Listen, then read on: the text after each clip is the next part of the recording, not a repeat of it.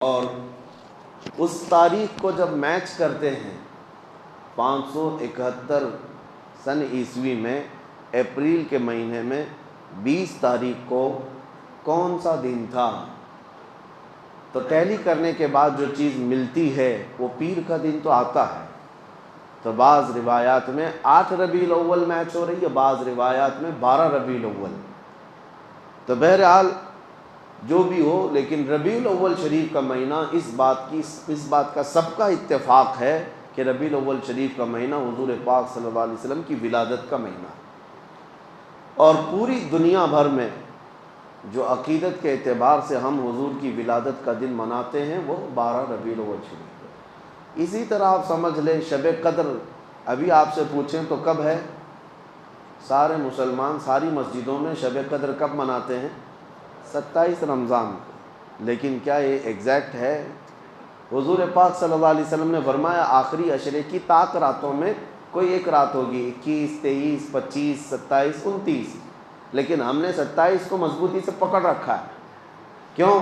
جمہور علماء نے کئی دلائل سے ثابت یہ کیا ہے کہ 27 ہی کو شب قدر ہو سکتی ہے، لیلۃ القدر کی۔ ان کا غالب گمان ہے اور اکثر علماء کا اس بات پر اتفاق ہے، اور رب ذوالجلال کی سنت ہے کہ مومنین جس بات کو اچھا سمجھتے ہیں وہ اللہ کے نزدیک بھی اچھا ہوتا ہے۔ کثرت سے ایمان والے جس بات کو اچھا سمجھتے ہیں وہ اللہ کے نزدیک بھی اچھا ہوتا ہے۔ اب 12 ربیع الاول شریف کا معاملہ یہی ہے، بعض لوگ جیسی میلاد کا مہینہ آئے گا ربیع الاول کا، بہت سارے لوگ دلائل پوچھتے رہتے ہیں، میاں تاریخ تو 8 کی ہے، آپ 12 کو کر رہے ہیں، حضور کی ولادت ہی کرنا ہے تو پھر 8 کا ہے، 12 کا اختلافات ہے، لہٰذا تم کیوں کر رہے ہو اس طرح؟ ان کا مسئلہ 8 اور ربیع الاول کا نہیں ہے، ان کا مسئلہ صرف یہی ہے سوائے ابلیس کے جہاں میں سبھی تو خوشیاں مناتے ہیں۔ ان کا مسئلہ صرف یہ ہے کہ منانا ہی نہیں ہے۔ آپ ان دلیل پوچھنے والوں سے صرف اتنا کہیں کہ ٹھیک ہے میاں ہم 12 کو کر رہے ہیں، آپ 8 کو کر لیں، دونوں قول پر جمع ہو جائے۔ نہیں، انہیں نہ 8 پہ کرنا ہے نہ 12 پہ کرنا ہے، محض اختلاف اور انتشار لوگوں کے ذہن میں سپریڈ کرنا ہے۔ بہرحال آپ کو ایک تاریخی روایت میں نے آپ سامنے رکھی، نبی پاک صلی اللہ علیہ وسلم کی ولادت پاک ربیع الاول شریف کے مہینے میں ہوئی، اور جمہور علماء یعنی اکثر امت کا اس بات پر اتفاق ہے کہ وہ 12 ربیع الاول شریف اور پیر کا دن تھا۔ اب آگے آئیں ولادت کے مختصر حالات۔ حضور پاک صلی اللہ تعالیٰ علیہ وسلم کی والدہ ماجدہ سیدہ بی بی آمنہ رضی اللہ تعالیٰ عنہا نے خود جو روایتیں بیان کی، ظاہر سی بات ہے ماں نے جو کہا ہو اپنے بچے کی ولادت کے لیے وہ سب سے معتبر قول ہے، سب سے مستند قول ہے۔ انہوں نے خود فرمایا کہ رجب کے مہینے میں حمل قرار پایا تھا، جمعہ کا دن تھا، نبی پاک صلی اللہ تعالیٰ علیہ وسلم کے حمل کو رجب کے مہینے میں قرار پایا، جمعہ کا دن تھا۔ یہ حضرت آمنہ رضی اللہ تعالیٰ عنہا کی روایات ہے، اور فرماتی ہیں حمل کے قرار پانے کے بعد کبھی بھی حضرت بی بی آمنہ فرماتی ہیں مجھے حمل کے جو درد ہوتے ہیں کبھی نہیں ہوئے ہیں، جو عام عورتوں کو ہوتے ہیں کہ کبھی پیر بوجھل ہو گئے، سر چکرانے لگ گیا، جسم بھاری ہونے لگ گیا، اس طرح کی کوئی تکلیف حضرت آمنہ فرماتی ہیں 9 مہینوں میں کبھی نہیں ہوئی۔ اور پلس اس پر مزید یہ کہ ہر مہینے حضرت بی بی آمنہ کہتی ہیں خواب میں کوئی نہ کوئی نبی آتے اور مجھے بشارت دے کر جاتے، کبھی حضرت موسیٰ علیہ السلام تشریف لائے، کبھی ابراہیم علیہ السلام تشریف لائے، اور پھر یہاں تک کہ سفر کا مہینہ ہوا تو جبرائیل امین علیہ السلام کی آوازیں انہوں نے سنی کہ کہہ رہے تھے کہ اے فرشتوں صف بستہ کھڑے ہو جاؤ، اللہ کا محبوب آنے والا ہے۔ حضرت بی بی آمنہ فرماتی ربیع الاول شریف کا مہینہ ہوا تو میرے گھر پر ہمیشہ کچھ گنگنانے کی آوازیں آتی، یہ وہ حوران جنت تھیں جو حضور پاک صلی اللہ علیہ وسلم کی آمد پر خوشیاں منا رہی تھیں۔ اور پھر حضرت بی بی آمنہ رضی اللہ تعالیٰ عنہ فرماتی ہیں ولادت کا دن تھا، یعنی 12 ربیع الاول شریف، اس سے ایک دن پہلے وہ کہتی ہیں اچانک میری پیشانی میں ایک درد سا ہوا، یعنی ایک جھٹکا سا ہوا، اور پھر ایک نور ظاہر ہوا، ایک روشنی نکلی، اور وہ روشنی اتنی تیز آگے بڑھتی گئی۔ حضرت آمنہ فرماتی میں مکہ میں بیٹھ کر کے ملک شام کے محلات دیکھ رہی تھی، عراق میں شہر بصرہ کو میں دیکھ رہی تھی، مکہ سے ملک شام اور بصرہ کوئی 100-200 کلومیٹر بھی نہیں، ہزاروں کلومیٹر دور ہے، اور حضرت آمنہ فرماتی ہے میں وہاں تک کے حالات کو اپنی آنکھوں سے مکہ میں بیٹھ کر دیکھ رہی تھی۔ تو حضور پاک صلی اللہ علیہ وسلم کی ولادت یہ عام ولادت نہیں تھی۔ اور پھر فرماتی ہیں کہ جب رات کا وقت گزرا اور صبح صادق سے پہلے میرے گھر میں 3 عورتیں آئیں اچانک۔ میں گھبرائی کہ مکہ کا محلہ اس وقت سنسان تھا، میرے گھر میں 3 عورتیں آئیں۔ میں نے ان سے پوچھا کہ آپ کون ہو؟ تو ان میں سے ایک خاتون نے کہا میں بی بی آسیہ ہوں، اور ایک نے کہا میں بی بی مریم ہوں، اور ایک نے کہا میں حوا ہوں۔ یہ 3 مقدس مائیں پوری کائنات کی جو سب سے زیادہ پاکیزہ خواتین میں شمار کی جاتی ہیں، اور وہ بشارت دیتی ہوئی آئیں کہ ہم تمہارے بیٹے کی دایا بن کر کے آئیں۔ پھر نبی پاک صلی اللہ تعالیٰ علیہ وسلم کی ولادت پاک ہوئی۔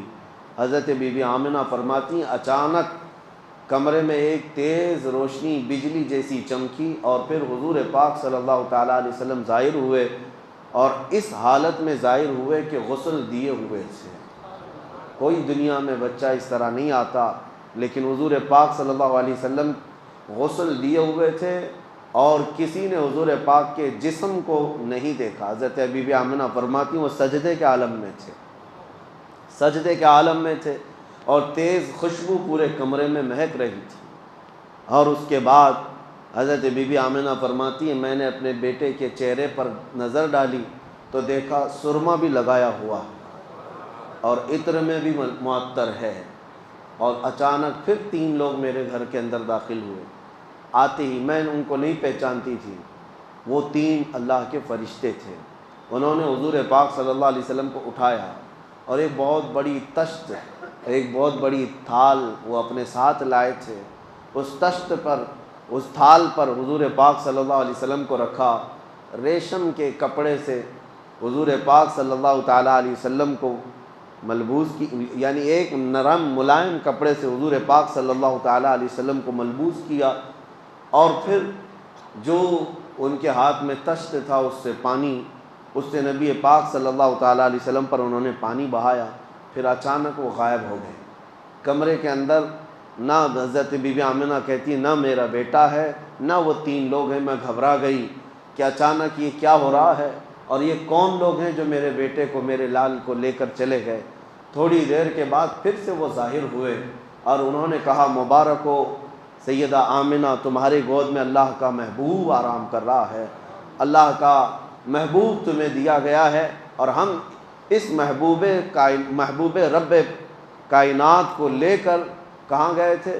فرماتے اللہ کا حکم تھا کہ سارے عالموں کو حضور پاک صلی اللہ تعالیٰ علیہ وسلم کو لے جا کر دکھا دیا جائے، اور سب جگہ اعلان کر دیا جائے کہ اب رب کا محبوب آیا ہے، جہاں جہاں رب کی خدائی ہوگی وہاں میرے محمد کی مصطفائی ہوگی۔ اعلان کرایا گیا اور ملائے اعلیٰ میں لے جایا گیا۔ جتنی کائنات کے حصے تھے نبی پاک صلی اللہ علیہ وسلم کو آنے واحد میں ملائکہ نے سیر کرائی، اور واپس لا کر حضرت بی بی آمنہ کی گود میں رکھ دیا۔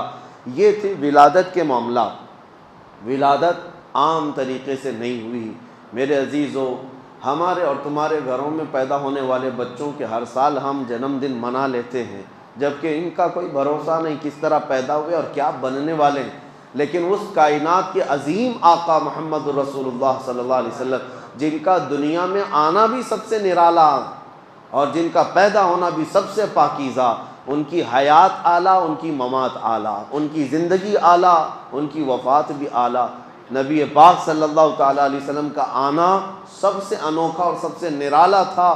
اس لیے پوری کائنات کو چاہیے کہ وہ یادیں ہمیشہ قائم رکھیں، وہ یادیں ہمیشہ قائم رکھیں۔ یہ حضور صلی اللہ علیہ وسلم کی سیرت کا باب ہے، بچوں کو بھی یہ ٹرانسفر کرنا ضروری ہے، یہ نقل کرنا ضروری ہے کہ حضور پاک صلی اللہ علیہ وسلم کس طرح پیدا ہوئے تھے۔ ادھر ادھر کی کہانیاں سنانے سے بہتر ہے کہ میرے مصطفیٰ کی سیرت بچوں میں منتقل کی جائے۔ اللہ کریم نبی پاک صلی اللہ تعالیٰ علیہ وسلم کی سیرت پاک کے سچے گوشوں پر ہمیں عمل کی توفیق نصیب فرمائے، اور ہمارے سینوں کو رب تعالیٰ حضور کی سیرت سے جگمگائے اور روشن و تابناک فرمائے۔ وآخر دعوانا الحمد للہ رب العالمین۔ السلام علیکم۔